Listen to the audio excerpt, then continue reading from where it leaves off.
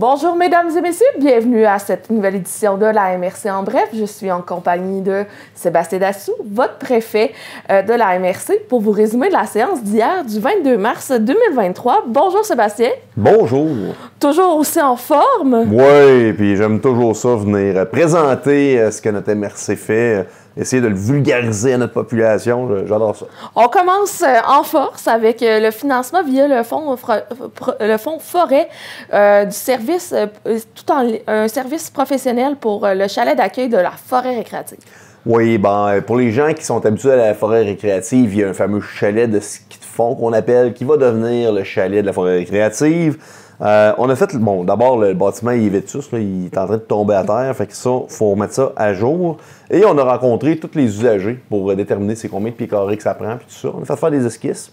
Ça fait quand même longtemps qu'on travaille le dossier. Mais là, on a trouvé une façon d'en financer une bonne partie, mais on a quand même demandé à nos usagers de diminuer la grosseur du projet.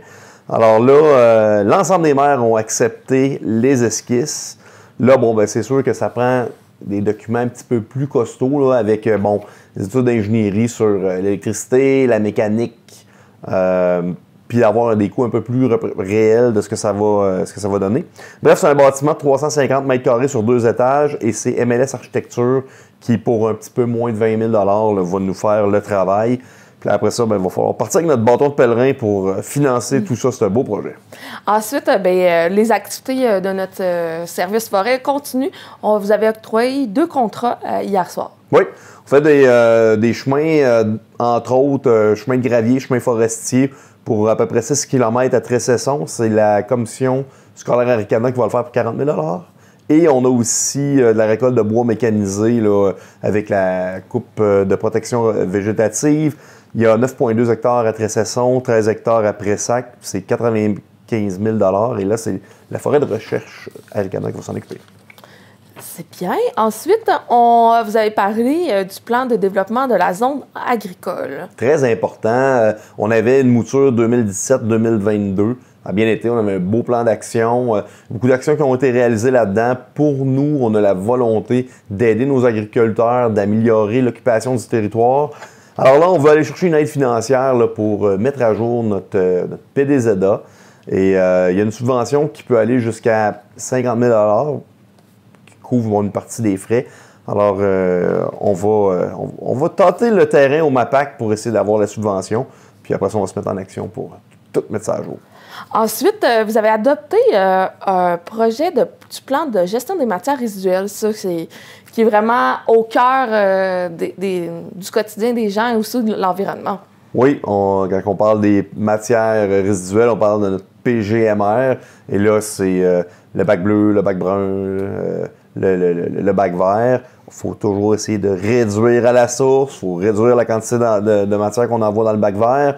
Bref, le document, là, il est bien fait. Là, il y aura une consultation publique là, le 10 mai. Vous allez voir sur notre site Internet de l'information là-dessus. Puis, c'est la prochaine mouture. On travaille bien. Donc, ensuite, au niveau du Centre local de développement, vous avez procédé à la nomination d'un représentant au sein de leur conseil d'administration. Avec M. Lévesque qui a quitté la mairie à la Corne, mais là, ça a créé un peu de chamboulement dans nos conseils d'administration puis dans nos comités. Le CA du CLD commençait à être un peu précaire. Là. On a besoin d'un minimum pour pouvoir attribuer là, les différents fonds en développement économique. Et M. Rioux, le maire de Saint-Marc, a été très gentil et très intéressé de participer au CA. Alors, on va compléter le mandat, puis après ça, on pourra retourner en nomination là, suite à l'AGA du CLD. Au niveau de notre développement local, vous avez octroyé un financement pour un projet de plan de sensibilisation et d'amélioration de la sécurité nautique. Oui, bien, c'est un petit comité très agile hein, qu'on a formé pour se questionner sur comment est-ce qu'on peut améliorer les voies navigables, comment est-ce qu'on peut d'abord les sécuriser, puis aussi donner l'information nécessaire pour les usagers qui, des fois, c'est pas pour mal faire, mais juste diminuer la vague parce qu'il y a des gens qui font du paddleboard, des affaires comme ça. Alors, super beau plan de sensibilisation. On va prendre 25 000 $ dans les grands projets, puis ça devrait tout se faire là, pour la prochaine saison. Ça va bien vite. Là, le printemps est lancé. Alors, des nouvelles bouées, des panneaux, puis des petits pamphlets. Je pense que tu vas avoir travaillé là-dessus. Ensuite, un projet qui prend beaucoup de... qu'on met beaucoup de jus de bras dessus, c'est l'accueil de la cohorte d'étudiantes, d'infirmières, d'infirmiers qui arrive au mois de mai prochain. 15 familles, 52 nouveaux arrivants, c'est sans précédent. Oui, la MRC met du temps, on met du temps en communication, en organisation, mais il y a une superbe équipe qui travaille. Le CISAT met beaucoup d'énergie aussi. Il a fallu trouver des logements, ça s'est réglé. Il faut trouver des plus gros équipements là, comme des tables, des divans. Ça aussi, c'est une portion qu'on est en train de planifier avec un entrepôt de la ville d'Amos. Mais la MRC s'est impliquée beaucoup au niveau de l'accueil et des communications. Puis ça implique aussi avec la petite boutique qui, elle, la petite boutique va venir faire des espèces de trousseaux, des boîtes indépendantes pour chacune des familles en fonction de l'âge des enfants et des besoins en linge, mais aussi en ustensiles, premier trousseau, là, des rideaux, de la laiterie. Alors, très, très heureux que les maires aient décidé de sortir 12 000 pour donner un coup de main, 4 000 à la petite boutique, puis 8 000 communication et pour l'accueil. Donc, si vous avez des meubles ou des petits équipements de cuisine à usager, on vous invite à suivre notre page Facebook pour connaître les points de dépôt, pour que tous ensemble, on offre un accueil chaleureux comme il se doit à cette délégation qui va venir nous aider à offrir des meilleurs soins de santé à notre population. Puis tu sais, il arrive à fin mai. Là, ça, c'est la deuxième cohorte. Il va y avoir une troisième cohorte. On sait que dans les 5-6 prochaines années, le CISAT va avoir besoin d'infirmières et d'infirmiers, surtout dans notre MRC. Alors, si c'est un succès, ça va être plus facile d'en accueillir d'autres par la suite. Exactement. Ensuite, vous avez appuyé le projet d'agrandissement de la Maison du Boulon-Blanc. Ben oui, un projet que moi, il est sorti un peu de nulle part. Le président, M. François Cille, est venu me voir avec des esquisses de comment est-ce qu'il voyait ça, là, un agrandissement. C'est pas pour bonifier les services, c'est pour améliorer les services. Présentement, il y a 3 chambres pour les usagers, les gens qui sont en fin de vie. Puis là, il veut faire 3 nouvelles chambres, mais adaptées avec des salles de bain attenantes. C'est un beau projet. Un projet d'à peu près 1,5 million. Là, ce qu'il nous demande, c'est pouvez-vous nous donner un coup de main en faisant des lettres d'appui?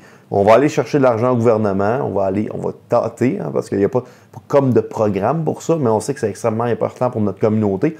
Alors, si M. Sills est capable d'aller chercher une bonne partie du financement, on sait qu'il y aura du financement populaire qui va être demandé par la suite, mais c'est un projet qui est essentiel pour notre communauté.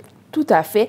Ensuite, un petit changement au niveau des horaires d'ouverture des bureaux administratifs de la MRC. Oui, les bureaux administratifs de la MRC, l'été, en période estivale, on ferme déjà le vendredi après-midi. Alors là, ce qui est proposé par notre administration, c'est vraiment que la porte soit fermée à partir de 12h30 le vendredi. C'est-à-dire que les heures d'ouverture seront les mêmes du lundi au jeudi et le vendredi à l'année, les services vont prendre fin à partir de 12h30. Ça ne veut pas dire que les gens ne travailleront pas, mais ça veut dire que il va y avoir un petit peu moins de va-et-vient. On vient un peu plus orienter le trafic, puis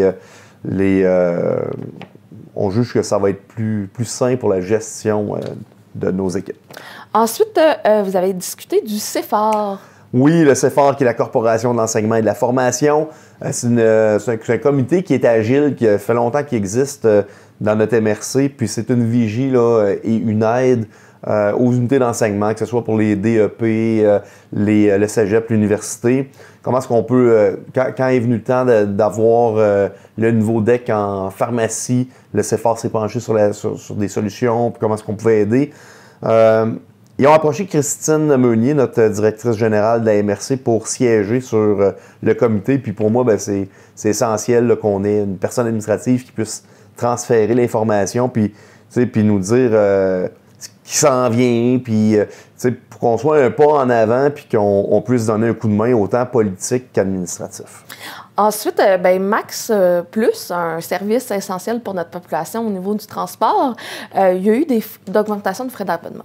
Oui, puis c'est simple, hein? Il n'y a pas eu d'augmentation depuis 2009. Là, on veut favoriser que les gens achètent leur carte directement sur Internet.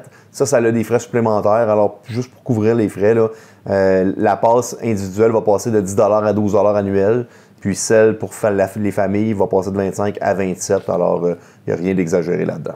Ensuite, vous avez adopté les priorités annuelles du Comité de santé et sécurité publique. Oui, dans le fond, on a 3 grandes priorités qui sont les traverses piétonnières, qui sont la lutte aux stupéfiants, puis aussi le parrainage puis le suivi là, dans les ruralités. Donc, présence accrue des polices en milieux ruraux. Alors, c'était les priorités qu'on avait l'année passée et ce seront encore les mêmes cette année. Ensuite, vous avez adopté une résolution pour féliciter nos athlètes qui se sont démarqués lors de la finale des Jeux du Québec à Rivière-du-Loup. C'est important de le dire, hein? On a beau être une région quand même éloignée, on a des infrastructures, on a des coachs, on a des athlètes qui sont en mesure de grandir puis de former et de se faire former et aussi de performer. Alors, l'ensemble des maires de la MRC voulaient féliciter tous les athlètes de l'Abitibi-Témiscamingue qui nous ont fait rayonner à Rivière-du-Loup, qui a gagné des médailles ou non. Là, on est très fiers d'eux. Vous êtes des modèles pour notre jeunesse, pour les futurs athlètes. Puis en même temps, bien, vous faites une belle reconnaissance de notre région là, ailleurs dans le Québec. Alors, bravo tout le monde. Ensuite, ça n'a pas chômé durant les derniers mois. Tu as enchaîné beaucoup de rencontres avec des gens du gouvernement. Je dirais plus dans les 10 derniers jours. Mais oui, effectivement, peut-être juste le mentionner parce que, bon, c'est important. Là, j'ai rencontré la ministre du Tourisme à Rouyn-Noranda. Il y a eu des belles annonces, entre autres, là, pour le Mont-Vidéo sur les pistes de vélo de montagne et de descente. J'ai rencontré aussi la ministre de l'Immigration, c'est important parce qu'on voit qu'il y a beaucoup, on a besoin de main-d'œuvre.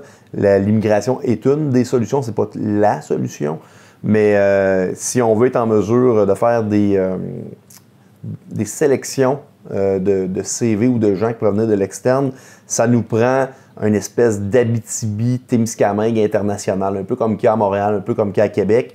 On connaît bien notre territoire, on connaît bien nos besoins, puis les missions à l'extérieur, c'est nous autres qu'il faut qu'ils les fassent. Alors, on a expliqué là, à la ministre qu'est-ce qu'on s'attendait de la régionalisation de l'immigration.